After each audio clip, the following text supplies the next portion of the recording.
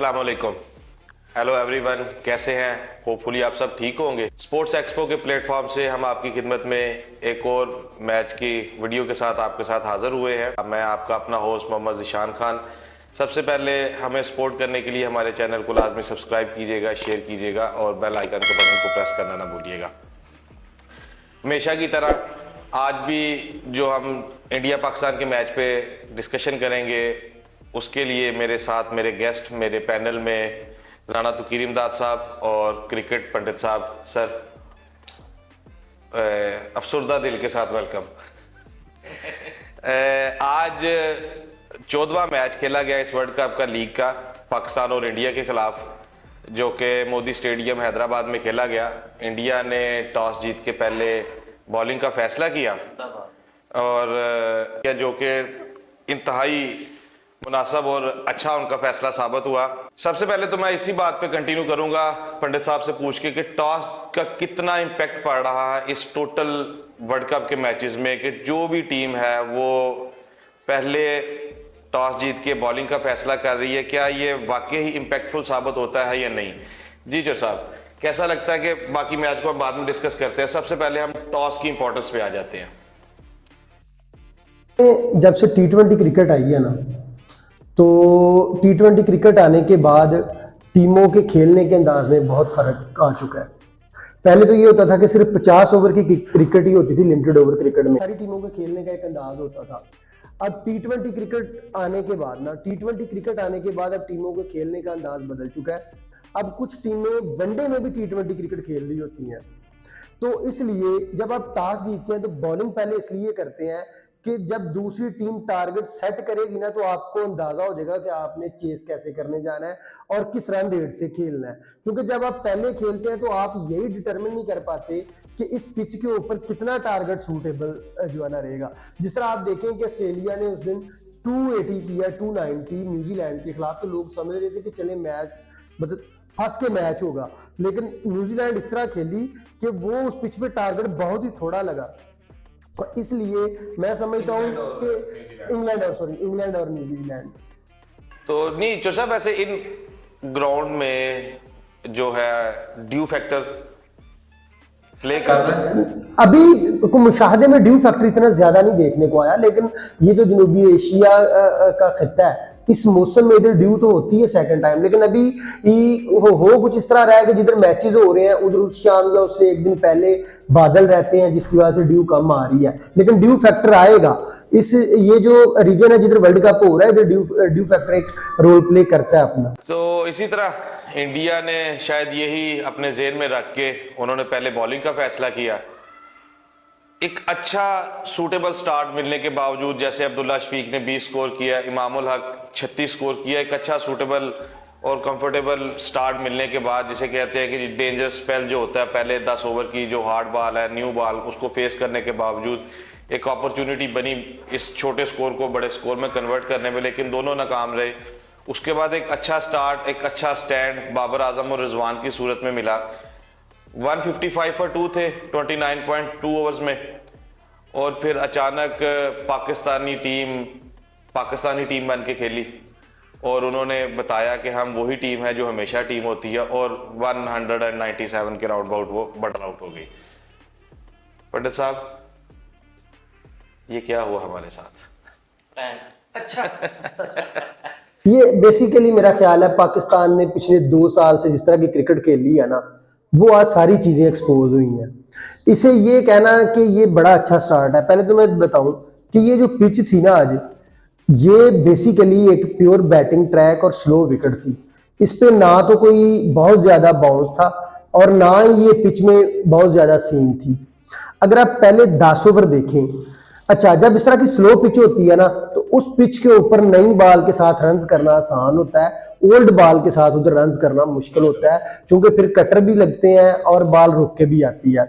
आप ये देखें कि जब हमने बैटिंग की तो पिच फ्रेश थी और वो ज्यादा बेहतर थी बैटिंग के लिए, और बैट पे बॉल अच्छा आ रहा था, और उनके किसी बॉलर की कोई बॉल सीम या स्विंग नहीं हो रही थी। इसके बावजूद हमारे ओपनर ने सिर्फ 50 रन किए और हमने और सेट होके आउट भी हो गए। तो जिसको आप बहुत अच्छा स्टार्ट कह रहे हैं, अगर वो इंटरनेशनल स्टैंडर्ड और जो अब मॉडर्न क्रिकेट खेली जा रही है उसके लिहाज से देखें तो वो एक पैथेटिक स्टार्ट था, ठीक है। और उसके साथ हम इतना डर के खेले कि आज जब कुलदीप बॉलिंग करने आया तो हमने उसको पहले स्पेल में हमने उसके ऊपर रिस्क ही नहीं लिया, तो हम बिल्कुल स्टार्ट स्लो लेके चल रहे थे। वो जब हम 25 ओवर खेल गए उसके बाद जब हमने अब उसको अपनी इनिंग्स को पेस देने की कोशिश की, तो अब जिस हिस्से में हमने अपनी इनिंग्स को तेज करने की कोशिश की उधर जाके तो बॉल सॉफ्ट हो चुका था, फिर रन करना थोड़ा मुश्किल हो गया था। तो जब हमारा एक बैट्समैन गया बाबर, तो फिर उसके बाद लाइन लग गई और हमारे बैट्समैन बेसिकली टेक्निकली बिल्कुल एक्सपोज हो गए। हमारे जो दो मिडिल ऑर्डर बैट्समैन थे उनको उनके स्पेशलिस्ट स्पिनर ने इफ्तिखार को और सऊद को एक ही ओवर में आउट करके, मैं समझता हूं वो एक ओवर पूरे मैच का पासा पलट गया और उधर से इंडिया ने टर्न अराउंड कर दिया और हम जो भी थे आज खुल के सामने आ गए। जी, तो जैसे कि आपने देखा पंडित साहब ने बड़े ऐसे तरीके से एक्सप्लेन किया है जो पाकिस्तान की आज बैटिंग के साथ हुआ, और जिस तरीके से कुलदीप ने हो या बुमराह ने हो आके 30 ओवर के बाद टर्न आउट की टोटल पाकिस्तान की बैटिंग को। लैक ऑफ इंटेंट कह सकते हैं कि एक वो अग्रेसिव अप्रोच नहीं थी जिसकी वजह से हम इस तरह अचानक फ्लॉप हो गए। राणा तकीर साहब, ये जो आपने अपने लोअर मिडिल ऑर्डर में रखे हुए हैं दो नायाब हीरे, राम लखन अपना शादाब खान और नवाज, ये आपने बैटिंग ऑलराउंडर रखे हुए हैं या बॉलिंग ऑलराउंडर रखे हुए हैं? क्योंकि बैटिंग में भी आप देख लें सुभान अल्लाह और बॉलिंग में तो आप रहने दें दोनों को। तो आज इनको खेलते हुए देखकर ऐसा लग रहा था कि ये हमने दूसरी टीमों के लिए रखे हुए हैं ठीक कि है, भाई हम फ्री की विकेट ले लें तो आप हमें जितना मर्जी मारे, हमने बॉलिंग अच्छी करनी नहीं है। नहीं, बैटिंग पे आए ना शादाब की यार, बैटिंग। लेकिन नवाज को पता है कि ओवर में वहां जहाँ पे वो सिनेरियो जिस तरह का बना हुआ था, हसन अली ने एक चौका मारा है, सिंगल ले लिया है, ठीक है, मिस कर दे यार, चारों वाले मिस कर दे। पीछे भी 14 ओवर पड़े हुए थे, बहुत ओवर पड़े हुए थे, पता है मुझसे लगनी नहीं है, जानबूझ के ऐसे कर दो जी, वो कैच। ऊपर से देख लें हसन अली, चले वो बॉलर आप उससे क्या है ना, एक्सपेक्ट पता है कर कि सकते? एक विकेट पिछले ओवर में गिर गई है, आते ही अटैक करने वाली कौन सी जरूरत है? जैसे शादाब और Nawaz batting allrounder, bowling allrounder. अच्छा, मजे की बात बताऊं, इसमें पाकिस्तान शादाब को खिलाता है एज ए बैटिंग ऑलराउंडर, क्योंकि वो नंबर 7 पे खेलता है कि ये हमारा बैटिंग ऑलराउंडर है। वो किसी मैच में वो बैटिंग में फेल हो जाता है और हम नवाज को खिलाते हैं बॉलिंग ऑलराउंडर, क्योंकि उसको नंबर 8 पे रखते हैं कि ये हमारा बॉलर है और साथ वो बॉलिंग में फेल हो जाता है। नहीं, आज वैसे जो बुमराह ने बॉलिंग करवाई है, जिस तरह शादाब को आउट किया, वो भी आउटस्टैंडिंग, आप क्रेडिट नहीं ले सकते बुमराह से जिस तरह उसने। अब बुमराह ने अच्छी बॉलिंग की है, लेकिन मेरा ख्याल है पाकिस्तान ने जो इनके ऊपर 3-4 साल इन्वेस्ट किया इन दोनों के ऊपर नंबर 7 और 8 के लिए, कि ये हमारे चौथे और 5वें बॉलर भी होंगे और 7वें 8वें नंबर के बैट्समैन के तौर पे भी, ये पिंच हिटर के तौर पे और फिनिशर के तौर पे काम करेंगे। तो मेरा ख्याल है ये दोनों साइड पे अपना रोल अदा करने में नाकाम हो। जो सर बॉलिंग पे आते हैं, इंडिया की बॉलिंग 5 बॉलर बेसिकली आज वो 5 अपने मेन बॉलर्स के साथ, फ्रंट लाइन बॉलर्स के साथ गए। 6वें नंबर पे पार्ट टाइम उनका हार्दिक पांड्या। आप इमेजिन करें कि उनका जो फ्रंट लाइन बॉलर था शार्दुल ठाकुर, आज उसने सिर्फ 2 ओवर करवाए हैं और बाकी सब ने अपना अपना कोटा ऑलमोस्ट कंप्लीट किया, सब ने 2-2 विकेट्स ली। ये पांड्या पाकिस्तान को वैसे बड़ा पसंद है, जो उसको आप हमेशा विकेट्स देते हैं। आप उसका ट्रैक रिकॉर्ड देख ले, कोई ऐसा मैच नहीं, खा वो T20 का हो या वर्ल्ड कप का हो, 3 विकेट्स 4 विकेट्स उसको लाजमी देते हैं। ठीक है, बुमराह ने आउटस्टैंडिंग बॉलिंग की, कुलदीप को तो हम बिल्कुल समझ ही नहीं सके करना क्या है। तो किस तरह देखते हैं आप एक कंपोज बॉलिंग इनकी इंडिया की, आज को भी देख के और आगे फर्दर आने वाले वर्ल्ड कप्स के भी तमाम मैचेस को देख के? मैं समझता हूँ इंडिया की बॉलिंग का टेस्ट नहीं हुआ।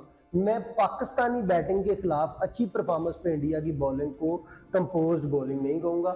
उसकी वजह यह है कि अगर आप पाकिस्तान की बैटिंग देखें ना, नहीं, अगर आप इंडिया की आप पाकिस्तान की बैटिंग को देखें तो ये पहले ओवर से ही अंडर प्रेशर थे, ये खेल रहे थे। मैंने जिंदगी में आज तक कभी ऐसा मैच नहीं देखा जिसमें एक बॉलर ओवर कर रहा हो, स्पेल कर रहा हो, जिस तरह आज कुलदीप कर रहा था स्पिनर, और उसने कोई विकेट भी ना ली हो और मुखालिफ और एशिया में मैच हो रहा हो और एशिया की टीम आगे बैटिंग कर रही हो मुखालिफ, और कोई बैट्समैन उस बॉलर के ऊपर एक स्वीप शॉट खेलने की ट्राई भी ना करे। 7 ओवर में 36 स्कोर था उसको सिर्फ। 7 ओवर में 10 भी लग गए, मैं उस चीज पे जा ही नहीं रहा। मैं टेक्निकल इस चीज पे जा रहा हूँ कि किसी पाकिस्तानी किसी बैट्समैन ने ये जो 2 से खेल रहे थे पहले 5 ओवर उसके ऊपर किसी ने स्वीप शॉट मारने की ट्राई नहीं की। भी स्वीप नहीं खेलता, लेकिन रिजवान का तो ये समझ मतलब जो भी था सभी नहीं, उन्होंने किसी भी शॉट की ट्राई नहीं की उससे। हाँ, मतलब क्रीज ही नहीं छोड़ी उसके ऊपर। और उसका इंटरव्यू था बाद में कि किसी पाकिस्तानी बैट्समैन ने मेरे पे रन करने की कोशिश नहीं की, तो फिर मैंने उनके ऊपर अटैक कर दिया। ये जो ज़का अशरफ मिले हैं, ये स्माइल ना पास कीजिएगा, ज़रा सही सही बताइएगा, मैं है इम्पैक्ट उसका भी? ज़का अशरफ का यही इम्पैक्ट होगा कि आप हमारे साथ क्रिकेट नहीं खेलते तो अच्छा है ना ही खेला करें। हाँ, हमने ऐसे ही खेला। वरना जिस तरह की आजकल हम क्रिकेट खेल रहे हैं ना, अगर इंडिया ने पाकिस्तान के साथ 2-3 सीरीज खेलनी ना, तो फिर पाकिस्तान में क्रिकेट का भी हॉकी वाला हशर होगा। हशर क्या होना है कि I think with in 8 months आपके 3 चेयरमैन चेंज हो गए हैं। देखिए, अगर इस चीज को देखें ना, तो आपका जो क्रिकेट बोर्ड है ना, बेसिकली उसका पेटर्न चीफ होता है आपका वजीर आजम। तो पिछले 2 साल से चूंकि आपके मुल्क में पॉलिटिकल स्टेबिलिटी नहीं है, उसकी वजह से आपके क्रिकेट बोर्ड में भी अनसर्टेनिटी है। ठीक है, पहले रमीज राजा काम कर रहे थे, उसके बाद आपके नजम सेठी आ गए, उसके बाद फिर अभी ज़का अशरफ आ गए, और ज़का अशरफ के भी अभी ये जो है ना, पता नहीं कि किसी दिन ये चले जाएंगे। तो जब क्रिकेट बोर्ड का चेयरमैन आप जो है ना उधर अदम इस्तेहकाम हो, तो फिर जो क्रिकेट बोर्ड में नीचे कमेटीज काम कर रही होती हैं, टेक्निकल कमेटी, क्रिकेट कमेटी, वो भी परमानेंट नहीं होती। जब वो परमानेंट ना हो तो फिर टीम की परफॉर्मेंस की कोई बंदा वैल्यूएशन नहीं करता कि इसमें क्या चीजें ठीक जा रही हैं, क्या गलत जा रही हैं।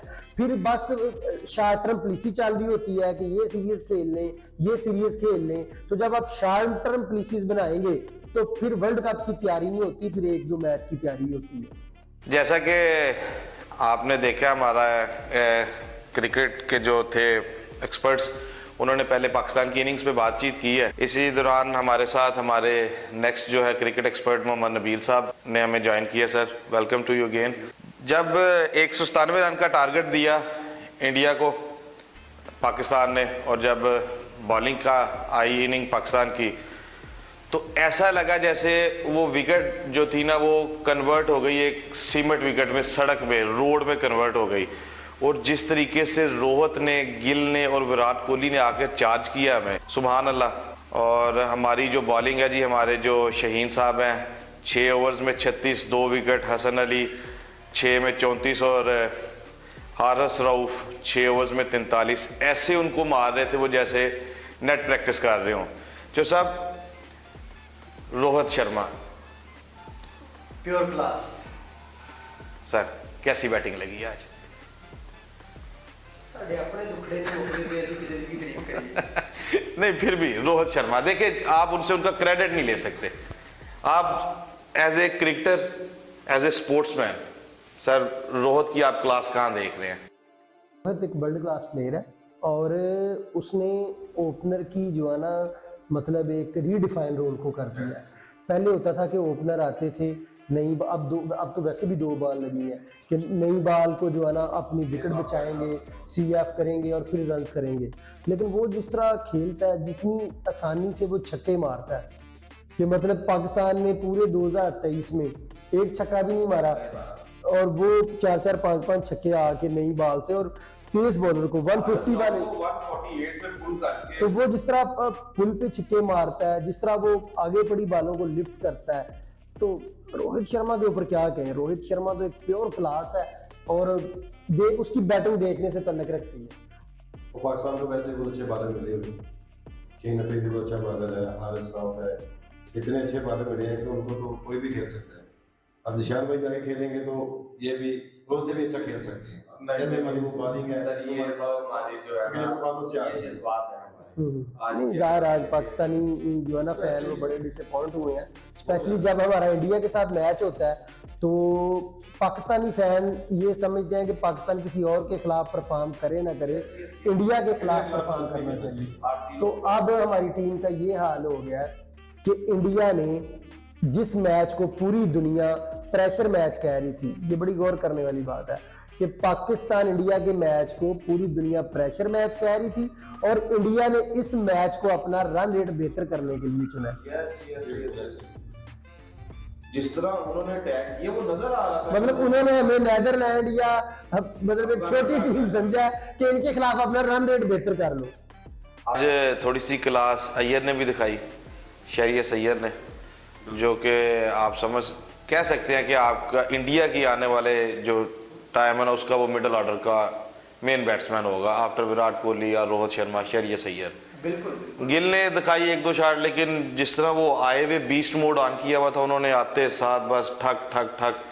अब वो शाहीन अफरीदी विकेट लेके सेलिब्रेट कर रहा है, लेकिन नज़र आ रहा है कि वो विकेट उसने ली नहीं, दी गई है इस सेंस में क्योंकि वो खेल इतना अटैकिंग क्रिकेट रहे थे। जैसे आपने कहा कि ये तो अपनी सिर्फ आज रन रेट ठीक करने आए हुए थे कि वो चाह रहे थे कि हम साउथ अफ्रीका से या न्यूजीलैंड से पहली स्पॉट जो है ना वो वापस करें। बॉलिंग की करना सर गेंदा था, मैं दसो बालर ਤੁਹਾਡੇ तक की करिए। ਅਸੀਂ ਤਾਂ ਹੁਣ ਗਿਲ ਦਾ ਕੁਝ ਨਹੀਂ ਕਰਨਾ, ਸਾਡੇ ਨਾਲ ਤੇ ਜੋ ਹੋਣਾ ਸੀ ਉਹ ਹੋ ਗਿਆ।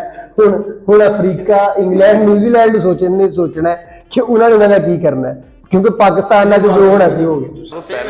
ਪਹਿਲਾ ਓਵਰ ਕਰਵਾ ਰਿਹਾ ਤੁਹਾਡਾ ਬਾਲਰ ਸ਼ਹੀਨ ਅਫਰੀਦੀ ਤੇ 129 134 132 तो बॉल स्विंग हो रही हो तो शाहीन शाह अफरीदी शाहीन होता है, फिर तो वो उड़ रहा होता है हवा में। और अगर पहले 1-2 ओवर के बाद उसकी बॉल स्विंग होना बंद हो जाए तो शाहीन शाह अफरीदी तो फिर आकफ जवेद बन जाता है डोमेस्टिक क्रिकेट वाला कि बस राउंड दा विकेट जाके इसकी नेशनैलिटी चेंज करा के इंग्लैंड में भिजवा दें। ऐसा ही कुछ करना पड़ेगा अगर इस तरह की बॉलिंग रही तो। जी शादाब और नवाज आपके टीम ने क्या बात है, क्या जोड़ी बनाई यार, अपने बना दी जोड़ी और अपने बना के जो है पाकिस्तानी टीम में एंट्री कर दी है। उनकी जो बॉलिंग है, उनकी जो बैटिंग है, पता नहीं यार कैसे खेलते हैं वो, कैसे वही रोहित शर्मा वाली बात आ जाती है कि अगर कोचिंग का मुझे मौका मिला तो मैं जरूर कोचिंग इनकी करूंगा, तो हमें भी मौका मिलेगा तो हम भी इनकी कोचिंग करेंगे। भाई ऐसे बॉलिंग करवाते हैं, ऐसे बैटिंग करते हैं।